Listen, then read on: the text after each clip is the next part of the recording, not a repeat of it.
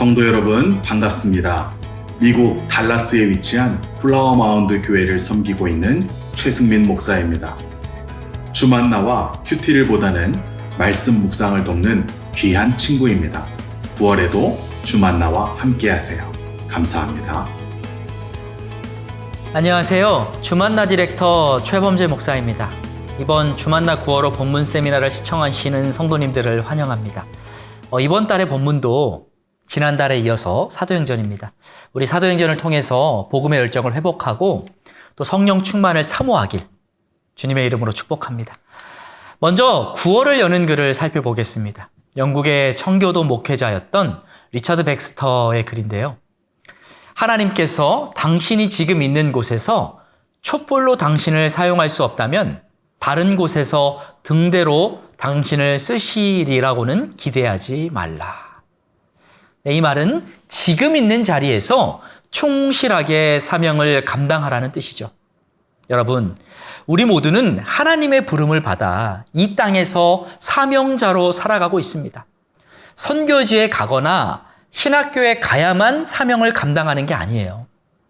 예수 그리스도를 통해서 구원의 은혜를 얻고 천국 소망을 가진 자들은요, 모두 사명자라고 할 수 있습니다. 직장이건 가정이건 내가 서 있는 곳이 사명의 자리예요. 어느 곳에 있든지 예수로 충만해서 예수의 뜻을 드러내면 그것이 바로 사명을 감당하는 것입니다. 디모데후서 4장 2절 보겠습니다. 너는 말씀을 전파하라. 때를 얻든지 못 얻든지 항상 힘쓰라. 범사의 오래 참음과 가르침으로 경책하며 경계하며 권하라. 네. 우리는 때를 얻든지 못 얻든지 어디서든 언제나 복음을 증거하고 말씀을 전파하는 일에 힘써야 합니다. 바라기는 우리 성도님들께서 이 사도행전을 묵상하시면서 복음과 말씀에 대한 열정으로 가득 차실 수 있기를 주님의 이름으로 축복합니다. 이제 사도행전 본문으로 들어가려고 하는데요. 이번 달에는 13장에서 20장까지의 내용을 다룹니다. 사도행전 13장과 14장은 바울의 1차 전도 여행을 다루고 있습니다. 바나바와 사울, 그러니까 바울의 히브리스 이름이 사울이죠. 바나바와 사울은 안디옥 교회에 파송을 받고 전도 여행을 떠났습니다. 그들이 처음 도착했던 곳은 구브로 섬이었는데 그곳에 있는 회당에 들어가서 복음을 전했어요. 그리고 구브로의 수도인 바보에서 총독 서기오 바울에게 복음을 전했습니다. 이것은 기독교가 로마 귀족층과 상류 계급에 처음으로 소개된 사건입니다. 이 중요한 사역의 현장에 거짓 선지자 바예수라는 사람이 회방을 놓았어요. 이 모습을 본 바울은 바예수의 그 방해 공작에 전혀 위축되지 않고 오히려 그에게 말씀을 선포하면서 그의 눈을 어둡게 만들어 버렸습니다. 영적 전쟁에서 승리한 것이죠. 이것은 그가 성령 충만했기 때문에 가능한 일이었어요. 우리 역시 복음을 증거하는 현장에서 영적인 공격을 받을 수 있어요. 이 영적인 전쟁에서 이기려면 한 가지 방법밖에 없어요. 성령 충만해야 합니다. 내 힘으로는 이길 수가 없지만 성령님께서 함께 하신다면 어떤 공격이든 막아내고 담대하게 이겨낼 수가 있는 것입니다. 그러므로 날마다 예수로 가득 차고 성령으로 가득 찬 예수 충만, 성령 충만을 사모하시고 외치시고 누리시기를 바랍니다. 구브로 섬 다음으로 바울 일행이 간 곳은 비시디의 안디옥이었는데 이때 마가 요한이 중도에 포기하고 돌아갔습니다. 이것은 선교 여행이 환경적으로나 영적으로나 쉽지 않았다는 것을 알려줍니다. 그러니까 도중에 간 거죠. 이렇게 어려운 환경 속에서 그럼에도 불구하고 바울과 바나바는요, 포기하지 않았어요. 계속해서 앞으로 나아갔습니다. 구브로 섬에서 북쪽으로 160km 떨어진 곳인 비시디아 안디옥으로 가는 과정은 결코 쉽지 않았습니다. 고도 1,000m가 넘는 고산지대를 지나야만 했어요. 그리고 이 길은요, 산적들이 많이 출몰하는 험한 길이었습니다. 그럼에도 그들은 이 모든 어려움에 굴하지 않고 비시디아 안디옥에 가서 복음을 전했습니다. 그곳에 있는 많은 사람들이요, 바울 인에게 몰려들었습니다. 그러자 그곳에 있던 유대인들이 시기가 가득해졌어요. 바울에게로 시선이 돌리니까 화가 난 거예요. 인기를 뺏기니까. 그래서 바울 일행을 핍박하기 시작했습니다. 유대인들은 경건한 귀부인들과 그 신의 유력자들을 선동해서 바울과 바나바를 박해했어요. 혼자 힘으로 안 되니까 막 주변 사람들을 선동한 거예요. 무리를 지은 거죠. 여론화시킨 거예요. 그리고 그 지역에서 쫓아버렸습니다. 그렇지만 이러한 박해 가운데서도 우리 주님의 제자들은요, 기쁨과 성령이 충만했습니다. 왜요? 사람들에게는 물론 핍박을 받았지만 주님이 기뻐하시는 일을 했기 때문이에요. 우리는요, 사람들의 반응이 아니라 주님의 반응에 집중해야 됩니다. 거기에 시선을 둬야 돼요. 주님이 기뻐하시는 일을 했다면 억울한 일을 당해도 주님이 칭찬하실 것을 기대하며 믿음으로 이겨내야 됩니다. 언제나 성령과 기쁨이 충만해서 모든 고난과 역경을 이겨내고 승리할 수 있는 저와 여러분이 될 수 있기를 바랍니다. 바울 일행은 비시디아 안디옥에서 쫓겨난 뒤에 이고니온을 거쳐서 루스드라로 갔습니다. 이 루스드라에서 바울은요, 나면서부터 안진뱅이 된 사람을 고쳤어요. 놀라운 기적을 행한 것이죠. 이 기적의 현장을 본 사람들이 바울과 바나바를 신으로 추앙했습니다. 사도행전 14장 11절과 12절 말씀 보겠습니다.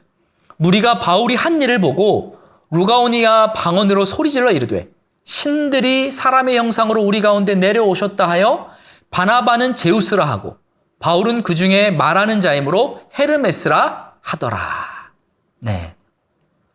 루스드라에는 바울과 바나바가 도착하기 오래전에 그곳에 살던 노부부에게 제우스 신과 헤르메스 신이 찾아왔었다는 전설이 있었다고 해요.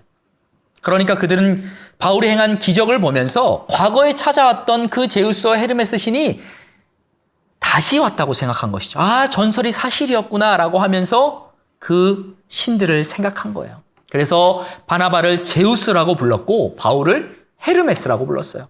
우리가 잘 알고 있듯이 제우스가 누구죠? 그리스 신화의 최고의 신이고요. 헤르메스는 제우스의 사자예요.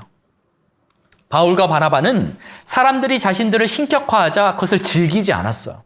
그래 맞아 하면서 그걸 이용하지 않았어. 오히려 옷을 찢으면서 자신들은 신이 아니라 사람이라고 고백했습니다.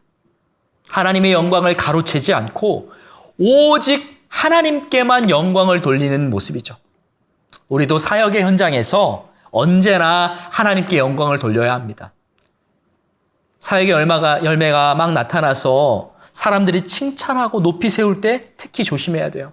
자칫하면 하나님의 영광을 가로채고 교만해져서 넘어질 수가 있습니다. 그러므로 늘 자신을 살피고 겸손의 자리에 있어야 하는 거죠. 그럴 때 우리 주님께서는 우리를 더욱 높여주시고 끝까지 붙드시고 사용해 주실 것입니다. 바울은 루스드라에서 복음을 전하다가 돌에 맞는 어려움을 당하기도 했습니다. 어찌나 돌에 세게 맞았던지 그만 기절하고 말았어요. 사람들은 그를 죽은 줄로 생각하고 바울을 도시 밖으로 버려버렸습니다. 그러나 바울은 죽지 않았고요. 다시 정신을 차린 뒤에 도망간 것이 아니라 복음을 전하기 위해 또다시 앞으로 나아갔습니다. 대단한 영적인 맷집이죠. 성도 여러분, 우리도요, 영적인 맷집이 필요해요. 상처받는 일이 있어도 내게 주어진 사명의 길을 포기하면 안 됩니다. 믿음의 길을 포기하면 안 돼요. 잽이 계속 날아오거든요. 여기저기서 사람에게 치이고 사단에게 치이고 내 욕심에 치이고 넘어지고 싶고 포기하고 싶고 그러나 그럴 때 계속 이겨낼 수 있어야 합니다. 그렇게 되려면 영적인 맷집이 있어야 되거든요. 여러분, 영적 맷집을 키우셔서 뒤로 후퇴하는 신앙이 아니라 전진하는 신앙을 가지시기를 바랍니다. 바울은 루스드라에서 돌을 맞고 쫓겨난 뒤에 더베라는 지역으로 갔습니다. 마지막 1차 선교 여행의 마지막 지역이었어요. 그리고 바울은 곧바로 안디옥으로 다시 간 게 아니라 그동안 거쳐갔던 선교 지역들을 다시 방문했어요. 역으로 간 거죠. 그리고 안디옥 교회로 돌아가면서 그러니까 자신이 세운 공동체들을 다시 방문하면서 그들을 위로한 거예요. 그리고 안디옥 교회에 간 다음에 1차 전도 여행 때 있었던 일들을 성도님들과 나누었습니다. 지금으로 말하면 선교 보고를 한 거예요. 1차 전도 여행은 대략 주후 45년에서 48년 사이에 이루어진 것으로 보입니다. 이때 바울이요, 44살, 44세 정도의 나이였다고 해요. 그리고 이때는 바울이 회심한 지 14년이 지난 시점입니다. 별미 성경 여행이라는 책에 바울의 선교 전략 3가지가 기록되어 있는데 읽어드리겠습니다.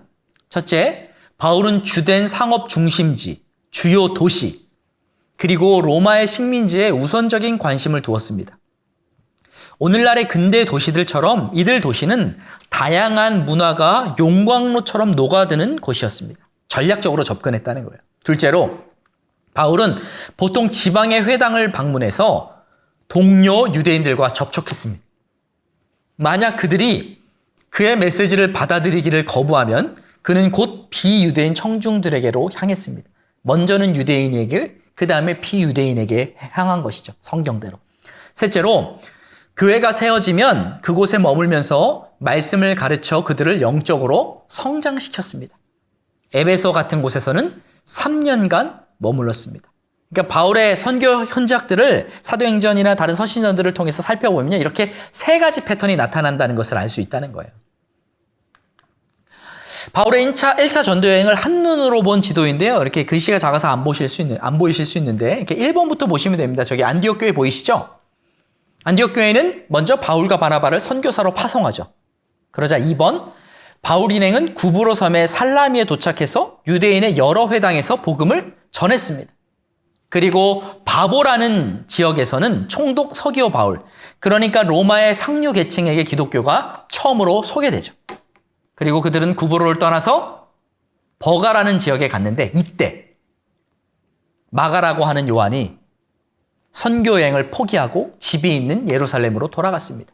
하지만 바울과 바나바는 포기하지 않았고 비시디아 안디옥에 가서 복음을 전했습니다. 이때 유대인들은 복음 증거를 방해했지만 이방인들은 하나님의 말씀을 듣고 놀라운 반응을 보였어요. 그래서 하나님께서 영생을 주시기로 작정된 자가 다 믿는 역사가 일어났다고 기록되어 있습니다. 그리고 바울은 이고니온이라는 지역으로 갔는데 이때 사람들이 바울과 바나바를 돌로 치려고 해서 도망가야만 했습니다. 그 다음 선교지인 루스드라에서는 바울이 나면서부터 안진뱅이 된 자를 고쳤고 이를 본 사람들이 바울과 바나바를 신이라고 불렀습니다. 바울은 자신이 하나님이 아님을 정직하게 밝혔고요. 유대인들에게 돌에 맞아 거의 죽을 뻔한 일도 겪었습니다. 1차 전도 여행의 마지막 장소는 더베라는 곳으로 많은 사람들이 이때 제자가 되었어요. 바울 일행은 앞서 설명드렸듯이 더베에서의 사역을 마치고 거쳐왔던 지역들을 다시 방문하면서 제자들을 격려했습니다. 그리고 안디옥 교회로 돌아와서 선교 보고를 했어요. 이게 1차 전도 여행의 루트입니다. 1차 전도 여행이 마친 후에 사도행전 15장이 나오는데 15장은요. 예루살렘 공의회가 열리는 장면입니다. 안디옥 교회에서 이방인의 할례 문제로 논쟁이 일어났어요. 그래서 그들이 예루살렘 교회에 바울과 또 동료들을 보내서 해결해 달라고, 답을 달라고 요청했습니다. 그래서 공의회가 소집된 것이죠. 이 사건은요. 복음이라는 새 포도주가 유대교라는 낡은 가죽부대와 충돌하면서 벌어진 결과였습니다. 어떤 유대인 출신 그리스도인들은 할례를 받지 않으면 구원을 받지 못한다고 생각했어요. 그리고 주장했어요. 그들은요, 기독교는 단지 예수가 메시아라는 믿음 한 가지만 추가되었다고 생각한 것이죠. 완전히 뒤바뀐 게 아니라 유대교 관습은 그대로 유지하면서 예수가 덧붙여진 거예요. 예수의 관점으로 모든 것을 바꾼 것이 아니라 이렇게 점점점 하나님의 나라의 관점으로 교회가 뒤바뀌어지는 것을 우리가 보게 되는 거예요. 공의회가 진행되는 가운데 베드로가 나서서요. 율법이 아니라 은혜로 구원을 얻는 것이라고 확신 있게 전했습니다. 그리고 바울과 바나바 역시 이방인들에게도 하나님의 구원이 임하고 있는데 율법을 통해서 임하는 것이 아니라고 증언했습니다. 그렇다고 해서 바울이 모든 율법을 폐지하자고 한 것이 아니에요. 그는요, 그리고 거기 모여있는 사람들은요, 우상에게 바친 음식을 피해야 한다는 것에는 동의했습니다. 음행과 피와 우상에게 바친 음식. 이 세 가지는 피해야 한다고 동의했어요. 그러나 구원을 얻는데 할례가 필요하지 않다고 말한 것이죠. 이 사상은 갈라디아서에 잘 표현되어 있습니다. 여기에 초대교회 성도들이 기둥처럼 여기는 야고보가 나서서 이방인이 율법에 대해서는 자유하다고 말했어요. 그래서 이 논쟁에 방점을 찍었습니다. 이는 기독교와 유대교 사이에 공식적으로 선을 그은 사건입니다. 완전히 구별된 다른 종교가 돼버린 거예요. 예루살렘 공의회에서 이방인은 할례를 받을 필요가 없다는 결론이 내려졌고 이 소식이 안디옥 교회에게 전해졌습니다. 그러자 안디옥 교회에 기쁨이 찾아왔습니다. 갈등이 생기기 이전보다 분위기가 더 좋아진 거예요. 이를 통해서 우리는요, 지혜로운 문제 해결이 공동체를 더욱 단단하게 한다는 것을 알 수 있습니다. 안디옥 교회는 할례 문제 때문에 갈등과 큰 어려움을 겪었지만 지혜롭게 그 문제를 해결했고 그로 인해서 오히려 더 기뻐하게 되었습니다. 이전보다 더욱 단단하고 안정적인 공동체가 된 거예요. 여러분, 지혜로운 문제 해결은요, 공동체를 더욱 단단하게 합니다. 위기가 기회가 된다는 말이 있듯이 문제는 공동체를 더욱 단단하게 하는 자양분이 되는 거예요. 그러므로 가정이나 교회에서 생기는 문제와 갈등 때문에 낙심해서는 안 되고 두려워해서도 안 됩니다. 회피해서도 안 돼요. 간절히 기도하면서 하늘의 지혜를 구해야 합니다. 그러면 성령님께서 깨달음을 주시고 해결의 물꼬를 터 주실 것입니다. 성령님의 도우심으로 지혜롭게 문제를 해결하셔서 가정과 교회를 더욱 단단하게 세우시길 주님의 이름으로 축복합니다. 역사적으로 보면요, 예루살렘 공의회는 예수님이 승천하신 뒤 16년 정도 지난 시점, 그러니까 주 한 50년 이쯤에 열렸다는 것을 알 수 있습니다. 사도행전 15장 뒷부분에서 18장은요, 바울의 2차 전도 여행을 다룹니다. 바울과 바나바는 2년간의 1차 전도 여행을 마치고 안디옥 교회로 돌아와서 말씀을 가르쳤습니다. 그리고 얼마 후에 바울은 바나바에게 1차 전도 여행 때 방문했던 곳에 다시 가서 성도들을 살펴보자고 말했어요. 2차 전도 여행을 떠나자는 것이죠. 그런데 이때 바나바가 마가도 함께 데리고 가자고 제안했어요. 그런데 바울이 단칼에 거절했습니다. 왜냐하면 마가가 1차 전도여행 초기에 선교를 포기하고 돌아간 전력이 있기 때문에 바울은요, 중도에 포기했던 사람을 다시 데려갈 수 없다고 말한 것이죠.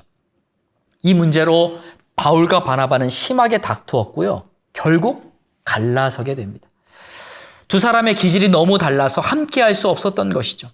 바울은 불같은 성격으로 앞으로 나아가는 기질이었고 바나바는 늦더라도 함께 품고 가는 기질이었습니다. 여러분, 사람들은 저마다의 성향과 기질을 가지고 있습니다. 다 달라요. 장점도 다르고요. 연약한 부분도 다릅니다. 그래서 갈등이 생기는 거죠. 그런데 하나님은 참 크세요.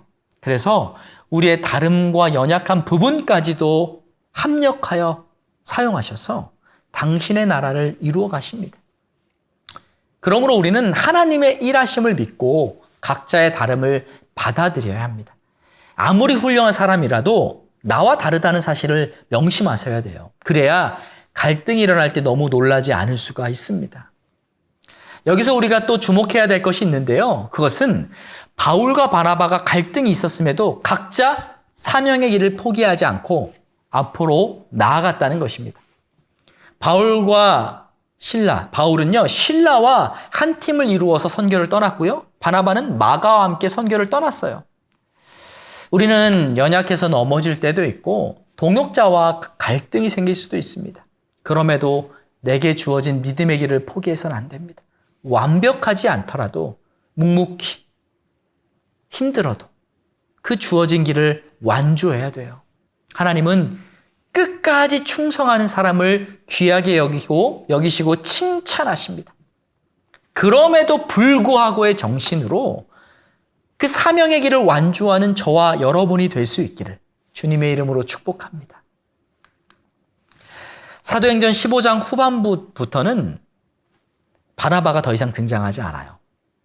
그리고 바울의 선교팀 중심으로 이야기가 흘러갑니다. 왜냐하면 사도행전을 기록한 누가가 바울의 선교팀에 있었거든요. 바울과 실라는 더베와 루스드라를 방문했는데 이때 디모데가 할례를 받고 일행에 합류합니다. 바울은 드로아에 방문한 다음 아시아 쪽에서 계속 선교 사역을 하려고 했는데요. 성령님이 막으셨어요. 그리고 그 밤중에 환상 중에 마게도냐 사람이 우리를 도와주세요라고 말하는 그런 음성을 듣습니다. 그 환상을 보게 돼요. 그래서 바울은 이것이 하나님의 뜻이구나. 아시아로 가는 것이 하나님의 뜻이 아니라 마게도냐 지역으로 가는 것이 하나님의 뜻이구나 라고 생각하고 선교의 방향을 틉니다. 그리고 이때부터요, 누가가 합류하는 거예요. 그래서 사도행전은요, 이때부터 우리라는 표현이 자주 등장합니다. 누가가 사도행전을 기록했기 때문에 바울 선교 일행이 자신을 포함한 우리 팀이라는 것을 드러낸 것이죠. 바울은요, 마게도냐 지방으로 가서 첫 성인 빌립보에 도착합니다. 그리고 거기서 자주 장사를 하는 루디아를 만납니다. 자주 장사란 염료 기술을 가진 사람으로 당시 이 기술은요, 높은 부가가치를 가지고 있었다고 해요. 그래서 이 일에 종사하는 사람들은 상당한 부를 가지고 있었습니다. 한마디로 부자라는 거예요.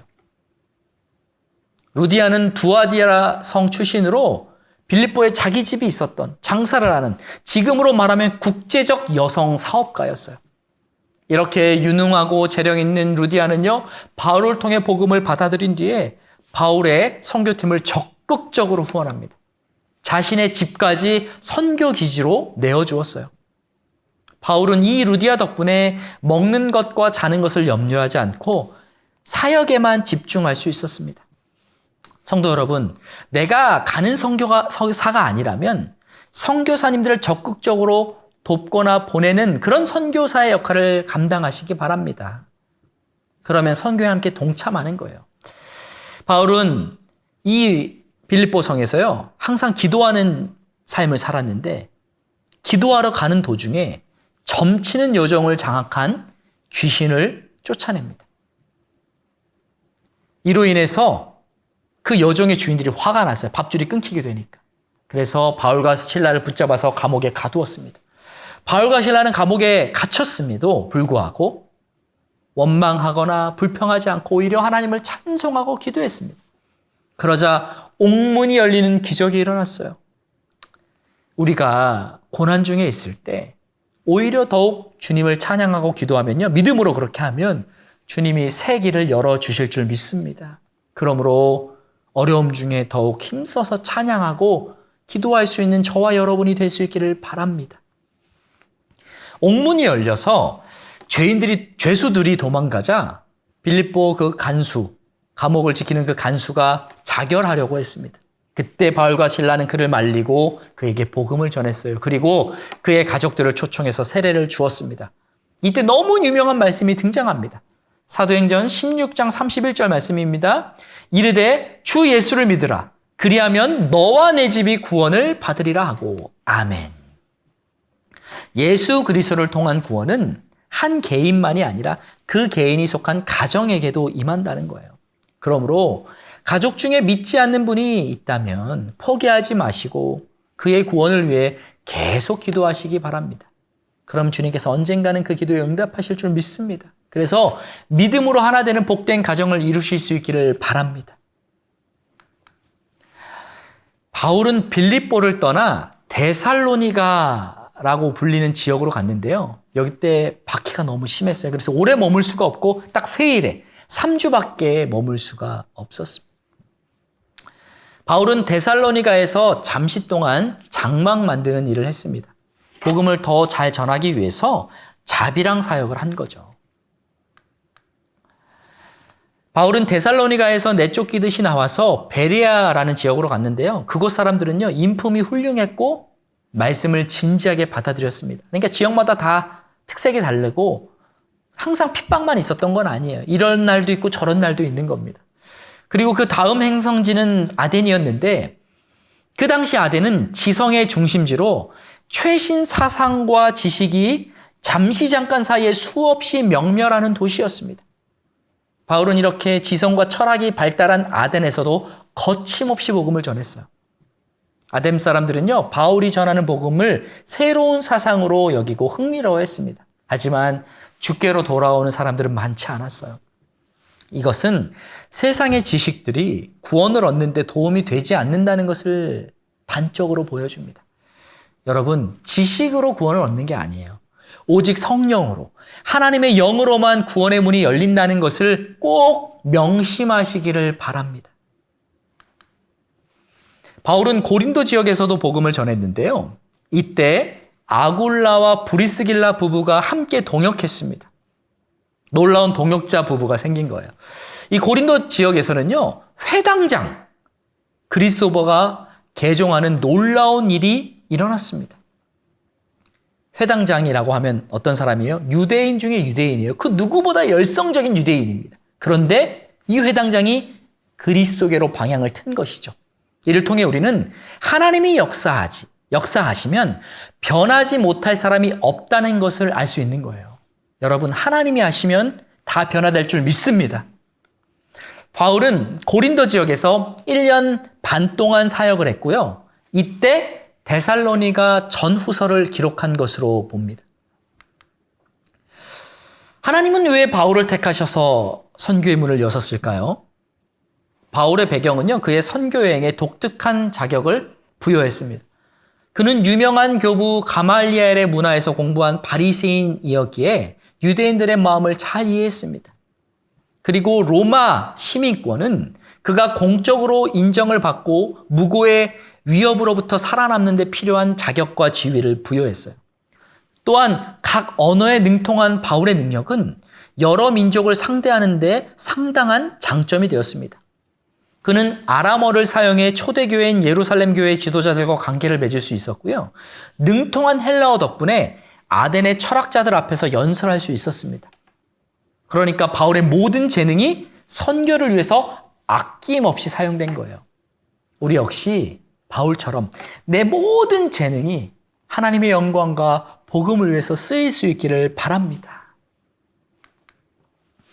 사도행전 18장 후반부터는 바울의 3차 전도 여행이 나옵니다. 바울은 갈라디아와 부르기아 지역을 거쳐 에베소라는 곳에서 오랜 기간 사역했어요. 이때 아볼로라는 언변에 능통한 사람이 등장합니다. 아볼로는 이집트의 수도 알렉산드리아 출신이었습니다. 그는 구약을 잘 이해했고요. 헬라파 유대인이었습니다. 그리고 뛰어난 언변과 강한 믿음과 열정을 가진 사람이었어요. 하지만 성령님을 경험한 적이 없었습니다. 그리고 복음에 대해서 부분적으로 알고 있었어요. 그래서 브리스길라와 아굴라 부부가 그를 데려다가 복음을 통전적으로 깊이 있게 가르쳐 주었습니다. 그 뒤로 아볼로는 더욱 성장해서 복음을 위해 귀하게 쓰임받게 되죠. 우리 역시요, 내가 잘하는 부분이 있어도 배우는 것을 게을리해서는 안 됩니다. 그리고 영적으로 계속 성장하기 위해서 노력해야 돼요. 그리고 나를 가르칠 수 있는, 나에게 도전을 줄 수 있는 믿음의 동역자들이 붙여지기를 만남의 축복을 위해서도 기도해야 됩니다. 그래야 변질되지 않고 끝까지 하나님 나라를 위해 쓰임받을 수가 있는 거예요. 바울은 에베소 지역에 가서 처음에는요, 3개월간 회당에 가서 가르쳤어요. 평소처럼. 그런데 유대인들이 막 배척을 해서요, 어쩔 수 없이 장소를 두란노소원으로 옮겼습니다. 그리고 그곳에서 2년 동안 말씀을 가르쳤습니다. 바울은 에베소에서 총 3년간 사역했어요. 굉장히 긴 기간 동안 사역했죠. 그리고 그는 말씀만 가르친 것이 아니라 여러 기적들도 일으켰습니다. 이때 바울의 손수건이나 앞치마를 병자나 귀신 들린 사람에게 가져다 얹으면요, 그냥 손수건만 얹었는데 놀라운 치유의 기적이 일어났어요. 하나님이 놀랍도록 사용하신 거죠. 바울의 말씀을 들은 많은 사람들은 변화를 경험했고, 또 자신들이 가지고 있는 값비싼 마법책을 다 불태워버리는 결단이 일어나기도 했습니다. 그래서 적들도 많았어요. 주변 사람들이 바울을 끊임없이 끊임없이 괴롭혔어요. 특히 데메드리오라는 사람이 에베소 지역에서 또 소동을 일으켰습니다. 항상 이게 무리를 일으킨 사람들이 있어요. 그래서 바울을 상당히 괴롭혔습니다. 이처럼 성도 여러분, 사역에는 항상 열매도 있지만 박해도 있습니다. 열매에 도취돼서도 안 되고요. 박해에 위축돼서도 안 됩니다. 오직 나를 부르신 주님만 바라보고 표대를 향해 달려가야 돼요. 그래야 끝까지 완주할 수가 있습니다. 바울은 에베소 지역을 떠나 마게도냐와 드로아 지역으로 다시 갔는데 이때 로마서를 기록했다고 해요. 그리고 유두고라는 청년이 바울의 설교를 듣고 졸다가 3층에서 떨어져 죽는 사건도 있었습니다. 바울은 그를 즉각 살려냈어요. 그러니까 바울과 같은 대단한 사람도요, 그 설교를 듣고 좋은 사람들이 있었다는 거예요. 많이 피곤했기도 했겠지만 이를 통해서 바울이 언변에는 그렇게 두각이 있지 않았다는 것도 알 수 있다는 거죠. 그러니까 하나님은요, 부족한 그 부분 그대로를 사용하셔서 하나님의 나라를 이루어 가십니다. 완벽한 사람은 없는 거예요. 성도 여러분, 나의 연약함이 아니라 하나님이 나의 강점을 통해서 일하신다는 것을 명심하셔서 위축되지 마시기 바랍니다. 바울은 3차 선교 여행을 마치고 예루살렘으로 가기 전에 밀레도라는 지역에서 에베소 교회 장로들을 초청해서 작별 인사를 나누었습니다. 그는요, 예루살렘에 가면 결박과 환난을 당할 것을 알았어요. 주변 사람들이 계속 예언해 줬거든요. 하지만 바울은 주저하지 않고 그 불구덩이 속으로 들어갔습니다. 그러면서 우리에게 남긴 유명한 말이 있죠. 사도행전 20장 23절과 24절인데요. 제가 읽어드릴게요. 한번 잘 들어보세요. 오직 성령이 각 성에서 내게 증언하여 결박과 환난이 나를 기다린다 하시나 내가 달려갈 길과 주 예수께 받은 사명 곧 하나님의 은혜의 복음을 증언하는 일을 마치려 하면은 나의 생명조차 조금도 귀한 것으로 여기지 아니하노라. 아멘. 바울은 고난이 앞에 가로놓여 있는 것을 알았지만 그 길을 당당히 걸어갔습니다. 우리 역시 복음 전파를 위해서 고난을 두려워하지 않을 만큼 성숙해야 합니다. 성령 충만해야 돼요. 그리고 주님을 사랑할 수 있어야 돼요. 성도 여러분, 주님을 깊이 사랑하시기 바랍니다. 성령 충만하시기 바랍니다. 그래서 어떤 고난에도 위축되지 않고 오히려 당당하게 기쁨을 외칠 수 있는 하나님의 위대한 사람이 되실 수 있기를 주님의 이름으로 축복합니다. 네, 이로써 9월의 본문 세미나를 마쳤습니다. 여러분, 말씀을 날마다 가까이 하셔야 돼요. 그러면 영적인 지경이 넓어지고요. 영적인 품격이 높아집니다. 이 수준이면 됐지 하고 만족하지 마세요. 계속 배우시고 계속 기도하시고 계속 성장하시고 뒤를 보지 마시고 앞을 향해 주님만 바라보고 달려나가실 수 있기를 주님의 이름으로 축복합니다. 감사합니다.